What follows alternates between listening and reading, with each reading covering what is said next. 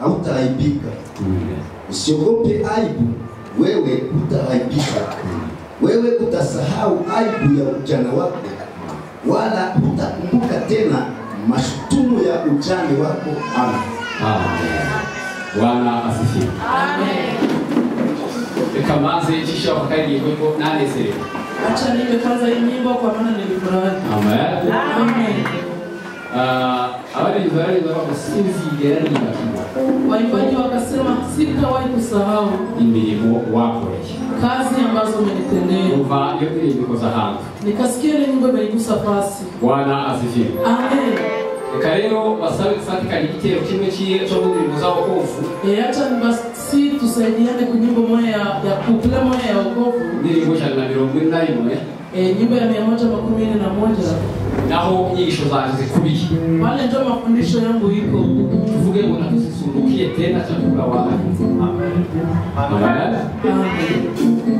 Shimo watu na tulibe kwa kitero au shimo umeasa. Mchungaji atuongoze mwa ile couple karibu.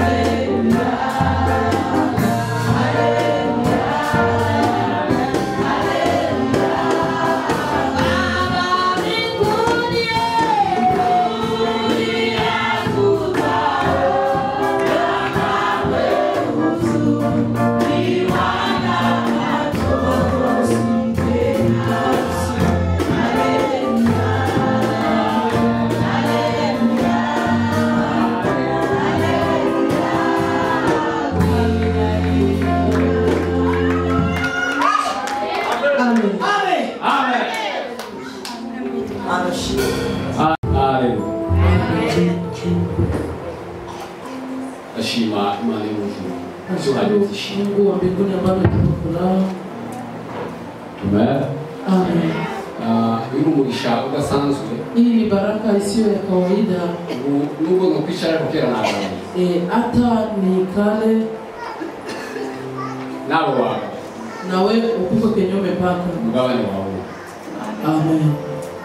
Mbinguni hatutawona. Tuzi tuzabona. Wala machozi kizoba Abita kuwaka tena. Amen. Amen. Oh. Mana yacu yacu. Mungu wetu apewe sifa. Atanzi ni tose bagabo. Jina lake Sebagabo. Weshira wazi kumenya. Bamingi mushanijua. Mshumba wetu wa Shilo. Mchungaji wa kanisa la Shilo. Amekuwa ni mpapo wa anafanya kazi ya Mungu kwa Uganda. Zako Ni baba ambaye anajenga. Niko nashukuru Mungu wa mbinguni. Yangi yenyewe. Mwenyewe itendea mema. Amen. Amen. Kamaze nishimira kuna rausi. Acha nimshukuru kwamba nimeamka. Nashimira neno ndio yapaye kwa kuna kito. Nashukuru Mungu mwenyewe nilipokuwa naipa mazuko. Nitondo cyane kure yanjye. Hii ambazo kulikuwa bali yangu. Tondo tigeze kubona. Asubuhi yenyewe sijawahi kuona. Yewe nawe utachigeze kubona. Na wewe haujawahi kuiona. Maana tubilie neza. Mungu alitutendea mema. Akitugezaho. Akatufikisha. Hapo basi. Amen. Amen. Mwandisi yanditse mu ibabaze mu mutunzo bituma tudafa. Mwandishi akasema sema huruma zake na rehema zake ndio vinatuma tutakufa. Taki. Hakuna kingine. Rehema zake. Bwana asifiwe. Amen. Ubundi kandi ndashima Imana yo kujuru nashimye kugenda mu muryango. Nashukuru Mungu wa mbinguni mwenye anaendelea kulinda jamaa yangu. Ndi muhanuri hapo hariya. Wakati ni familia hapa na ya kule bose na mahoro. Wote ni amani. Maana yake kubahonisha. Mungu mwenye anaendelea kuwapatia kuishi asifiwe. Amen. Amen. Ubundi kandi nashima Imana kubanyu. Nashukuru Mungu tena kwa ajili yenu. Nashima ko utoro rya Elohim uri. Nashukuru kwa kanisa la Elohim Mungu. Maana yake ni hapo. Mungu wetu apewe sifa. Amen. Ubundi kandi bashimira cyane. Nawashukuru tena sana. Mbere kumana data kuanzia kwa Mungu Baba yampaye ibihe byiza. Mwenye alinipa wakati ya mzuri. Nageza pabonera umugisha. Nilifika hapa nikapapatia baraka. Mbona umugisha ngeza hapo kibanza. Nikapata baraka kufika mwa parcel. Bwana asifiwe. Amen. Nabivuze ngo hari byinshi zake muse zari imbere y'imisozi. Kuna mia mingi yenye bishaka kuwa realisebe bilikuwa milima kwangu. Hariho byinshi nahungukiye. Lakini na kuna vitu mingi nilipafaidikia. Amen. Amen. Ndashima Imana yo kuzirakoze. Nashukuru Mungu wa mbinguni mwenye alitenda vile. Ubundi kandi shimira umushumba. Nashukuru tena kwa mchungaji. Ndetse na baraza. Na baraza lote la kanisa bose muri rusange. Na Wakristo wote kwa ujumla. Wewe kumpa gatuti. Nyewe wenyewe mliniruhusu kulipa msababu. Bahagarara hano. Nikasimama hapa. Bwana asifiwe. Amen. Sitangaza kuzakama kwezi ya nara kuramukanya kama kwezi ni cyane. Si muujiza kumaliza mwezi wote mzima nikiketi huko. Amen. Amen. Tele kumshumba mkuu w'itorero. Kuanzia kwa mchungaji mkubwa wa kanisa. Sina kumtiyo. Bwana asifiwe. Amen. Kudatinyihe urimo. Kutoogopa wakati yenyewe uko ndani. Kudatinyi kibazo ufite. Kutoogopa shida yenyewe uko nayo. Nimwe na rimwe mu buzima. Wakati mmoja mu maisha. Cyangwa se mu mibereho yawe. Wala mu maisha yako. Uratekereza ko ngo se ibi ngibi bizashoboka noneho. Unasema sema eske hivi nami vinaweza wezekana. Bwana asifiwe. Amen. Uyu munsi nakubwira ngo wewe guti. Leo nimekia kwambia sema usiogope. Amen. Amen. Bwana asifiwe. Amen. Utekereza ko abana banje bazobaho guti. Kujiuliza sema watoto wangu wataishi namna gani? Tuzarya guti. Tutakulaka namna gani? Tuzambara guti. Tutavana namna gani? Ibibazo dufite bizakemuka guti. Shida zetu kwa nazo zitaisha namna gani? Message yawe iravuga ngo wewe guti. Ujumbe yake anasema sema usiogope. Alima ni mfungo. Bwana asifiwe. Amen. Yesaya ni umwe mu bahanuzi bakuru. Yesaya ni mmoja wa nabii wakubwa. Kandi wahanuye nawe mbere y'imyaka. Naye alitabiri zamani. Bwana asifiwe. Amen. Biblia jambo nyingi linatubwira ngo Imana yamuhamagariye byose yabasha kubigera. Biblia inasema sema wenye Mungu alimuitia vyote alivifanya. Hariho n'abandi batabasha kubigeraho. Na kuko wenye habakubifikiria. Bali wa Yeremia. Bako ndani wa Yeremia. Ayo sio mateka shatse gutinda. Iko ndio historia nitakawia. Anaandika Yesaya wale kulikichavuga ya magambo twasomye. Yesaya kaandika sana nifika kwa hii sura kaandika hii maneno tulisoma. Aravuga ngo witinya. Akasema usiogope. Kuko mutazakorwa n'iso. Kwa maana hautapata haya. Kandi ngo wimara. Na usiaibike. Yuko iso ngo zitazagukora. Kwa maana haya hazitakupata. Ahubwo muzibagirwa gusorizo mu buto bwawe. Utasahau haya za utoto wako. Wongere wibagirwa n'umurayo w'ubupfakazi bwawe. Usahau na ujane wako. Izo muzongera kuvyibuka ukundi. Na hautavikumbuka tena. Yani magambo za amateka tayandi yose. Biblia inasema itakuwa historia kama zingine zote. Kama sababu ya Mungu kuibidisha. Tukue sababu tunabishia Mungu tukufu. Amen. Amen. Bwana asifiwe. Amen. Laje kuhurira ngo we kumwara. Nilikuja kuambia sema usipate haya. Iso bizagukora. Hautaibika. Bwana asifiwe. Amen. Ubwo nibazari imisozi. Hata unaona shida ni milima. Wala zose bigoye imbere yawe. Hata unaona vyote ni ngumu mbele yako. Lakini hautaaibika. Amen. Bwana asifiwe. Amen. Amen. Amen. Yakaze tumurongo wa 13 muri cyo gice cya 54. Akafika mstari wa 13 kuile sura ya 54.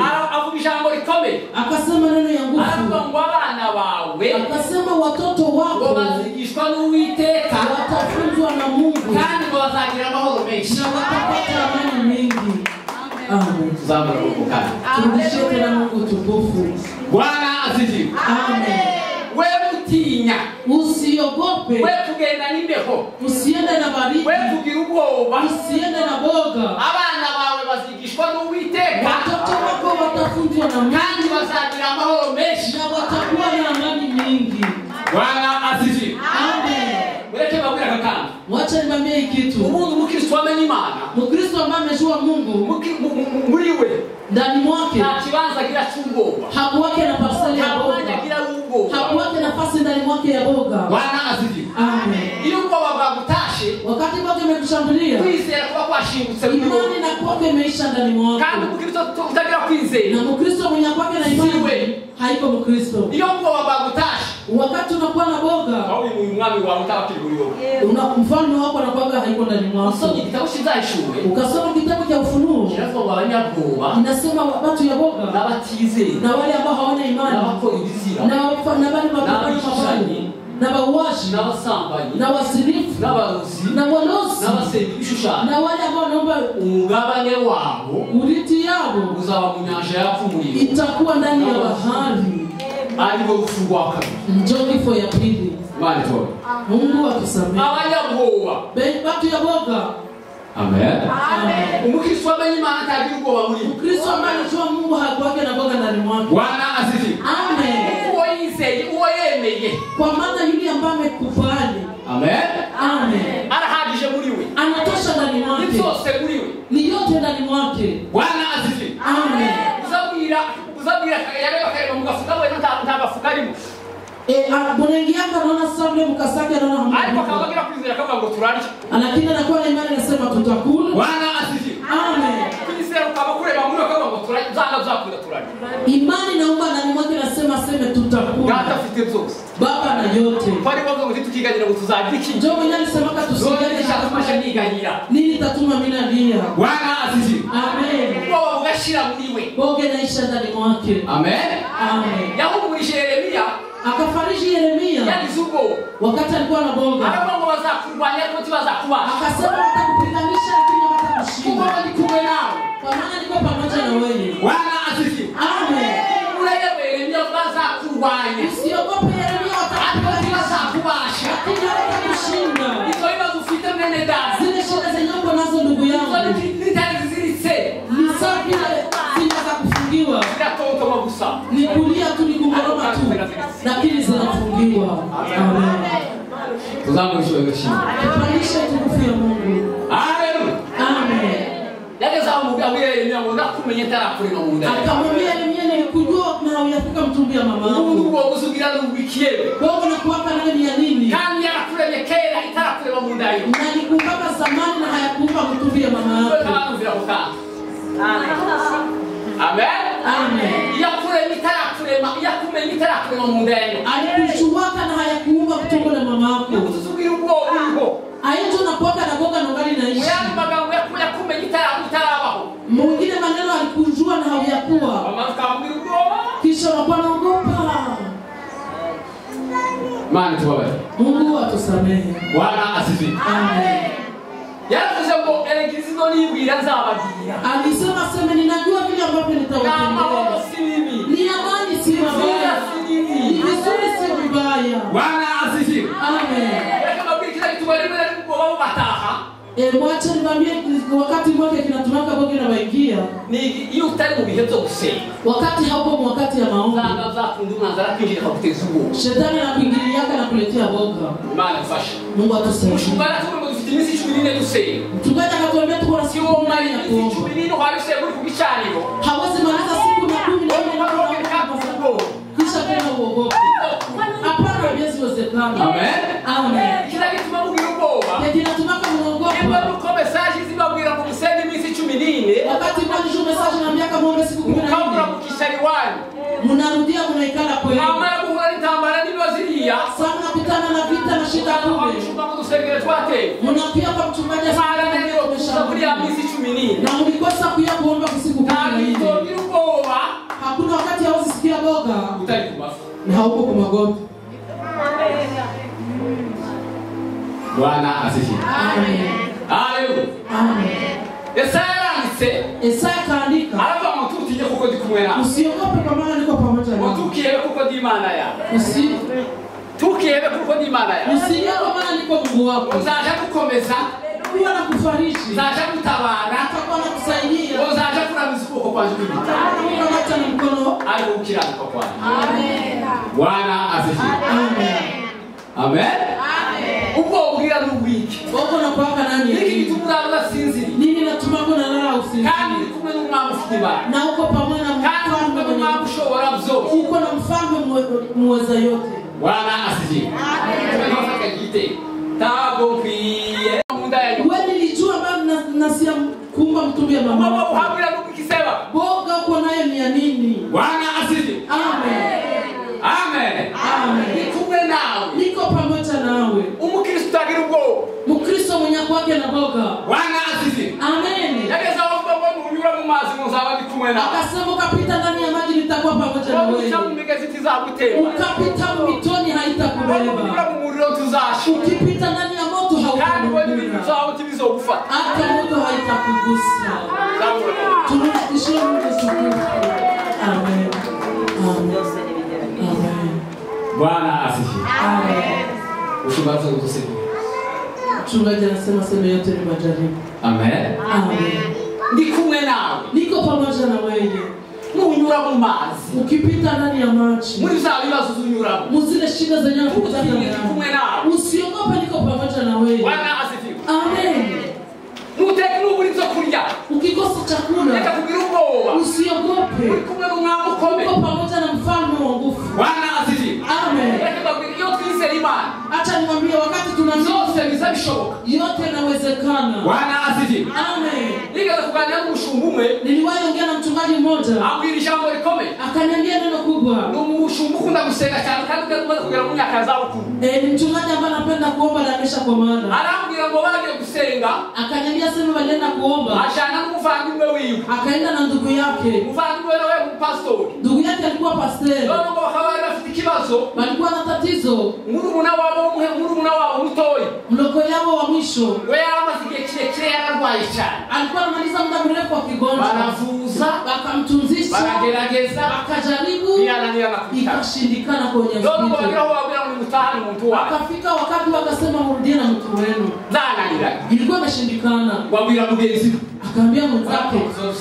Lakini sinomba. Roho tuje mu butari. Tuende kwenye jangwa. Mungu aenda tumusigie. Mchungaji mgonjwa tumwache kunyumba. Bwana asifiwe. Amen. Kwa kuwa gukomera kwima. Niko nawaambia tu nguvu za Mungu. Amen. Amen. Basha mu butari. Wakaenda mjangwa. Hadi mshumba watu watuja. Pale kwenye mchungaji aliturema. Baragenda tugenda tumara iminsi 7. Bakaenda wakasema tuende tumalize siku 7. Hadi iminsi 7. Na zile siku 7 tugende dufunge tukazaje. Twenda tufunge na tusikule. Baramasha bombi baragenda. Bakakamata njia bakaenda. Ikibazo bari bafite cyari kimaze kwaremerera cyane Shuta kizo balikuwa balemelea sana. Ngo bashike mu butayu. Sasa alifika mjangwa. Na muntu wari baseze ngo bamubwire ko tugiye mu butayu. Hakuna mwenye walindaka kumwambia sasa banaenda mjangwa. Ngo barasenga umunsi wa mbere. Kaomba siku ya kwanza. Baracanaga aho ngaho. Balikuwa na konga ile fasi. None aho umunsi wa mbere barasenga. Siku ya kwanza bakaomba. Umunsi wa kabiri barasenga. Siku ya pili bakaomba. Ntacyo bakoza mu kanwa. Hakuna chakula. Umunsi wa gatatu ngo barasenga. Siku ya tatu bakaomba. Baje kugeza hagati muri ya Misiri. Sasa alifika katikati mzile siku 7. Mkuu arananira. Mkuu akachoka. Akasigara senga atabasha kweguka. Akakuwa naomba na hana gizi ya kulamusha kichwa. None undi nawe akabasha kwicara. Kisha na mwingine naye anajaribu. Akona mutabasha gucana neza ngo umuriro usubire kwa. Lakini naye anashindwa kukonga kusema moto iwapi. Baraka ngo zibaze kubashirana. Kisha nguvu zikawaishia. Hadi kibazo kikiri mu rugo. Lakini tatizo lilikuwa tu ndani nyumbani. Bwana asifiwe. Amen. None urya uhabasha kuvuga buzima.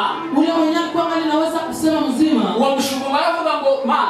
Ule mchungaji akasema Mungu uzichatuza. Unajua kenye kilituleta. Mfano wake. Ndugu yetu twakubwira ngo ukize. Tulikuwa kwambia mupone. Twaragerageza uko dushoboka. Tumejaribu hizi tutaweza. Ishakashindikana. None twali kutaki. Sasa tumefika none tugeze naho dusonda cyane. Tunafika wakati ya kumaliza. Tunasikia njale na tuvu. Bwana asifiwe. Amen. Kutimani zikora kima. Usikie hizi Mungu anatelaka sana kule Mungu. Wanavuga uwo mshumba baravuga ngo ba utubeguri. Ule mchungaji akasema aseme utuzane ibiryo. Utupatie chakula. Bwana asifiwe. Amen. Amaze ngo amare gusenga Kisha sawa alimaliza kuomba hivi. Imbaraga zazi mazikuwa banake. Nguvu zake zilikuwa zimekosa kidogo. Umwana w'umukobwa na wiriya mu rugo iyari. Naye mtoto msichana kwenye kwa nyumba. Wako mazingiye kirekire bwana muzungugabo. Alikuwa anamaliza muda mrefu ashakosa bwana. None mu mutima uramubwira. Kisha weka mwambia. Uzi kujijwe imwongorera. Akasikia sauti na mwambia ngo genda kubitani mujani ibyo mu bitari. Aseme beba chakula mjangwa. Afata mu bugali. Akakamata bugali. Wafata n'imboga. Akakamata na mboga. Kandi zibishimwe. Tena mboga za maragi. None bali kubishana mu bitanga bashima. Sani tabi bila basikia mujiza. Abantu kubita badahakutola bihonda.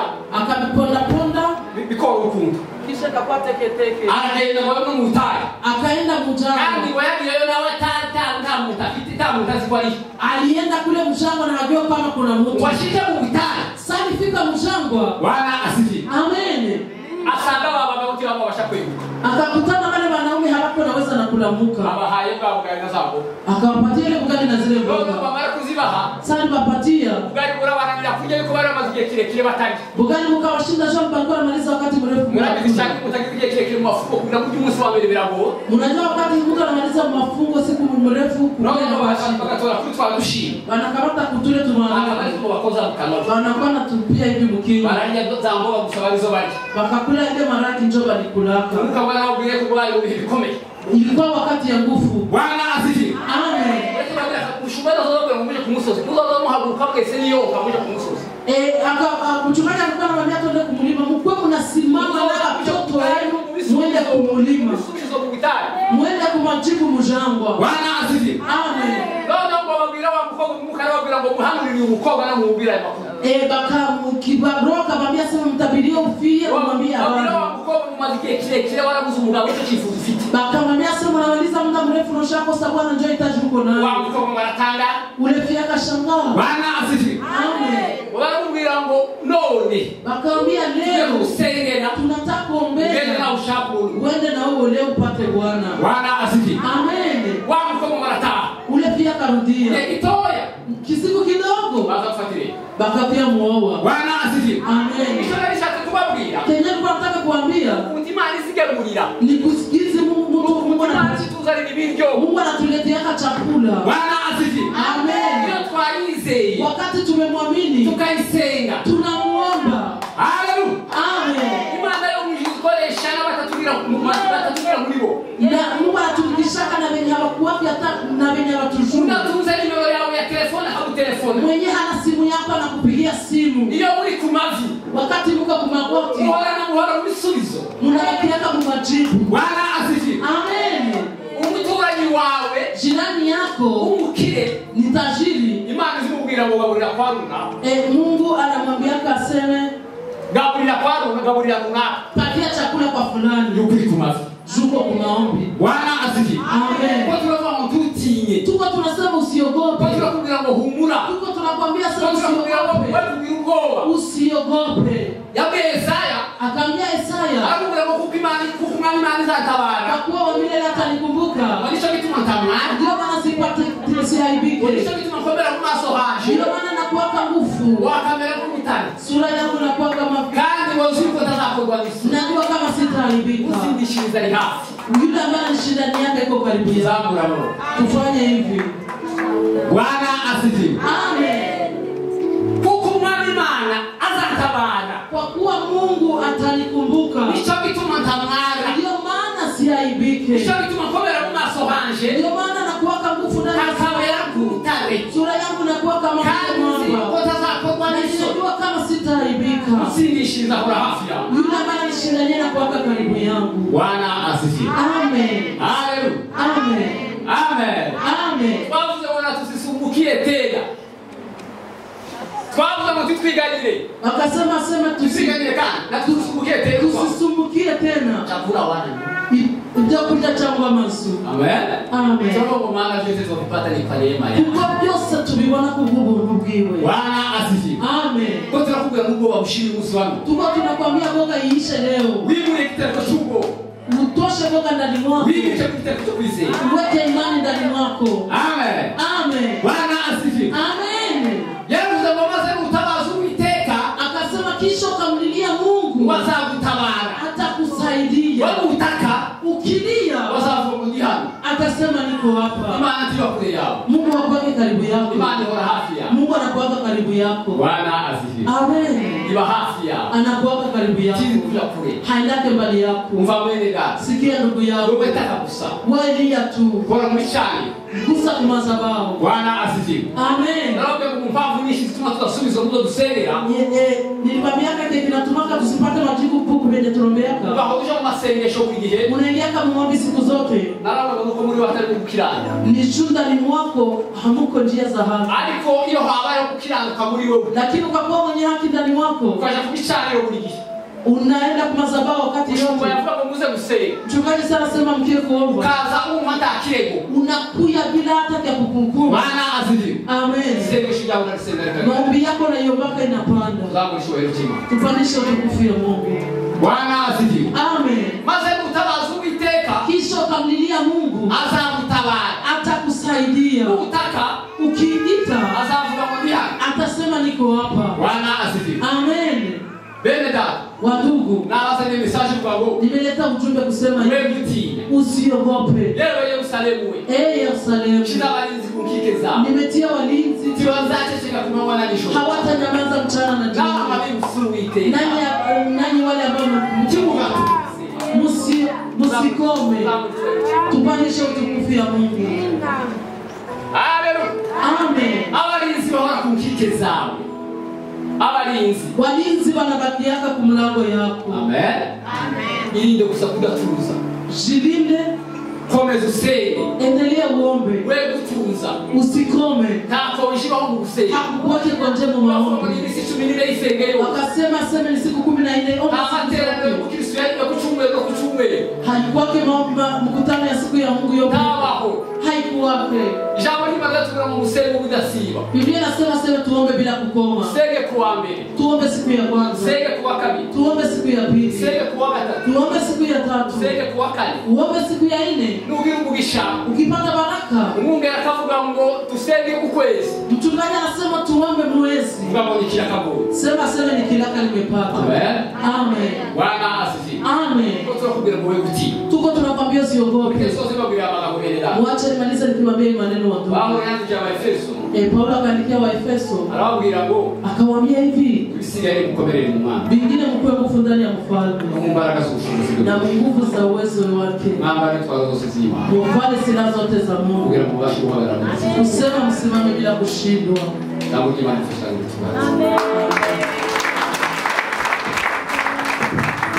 Amen.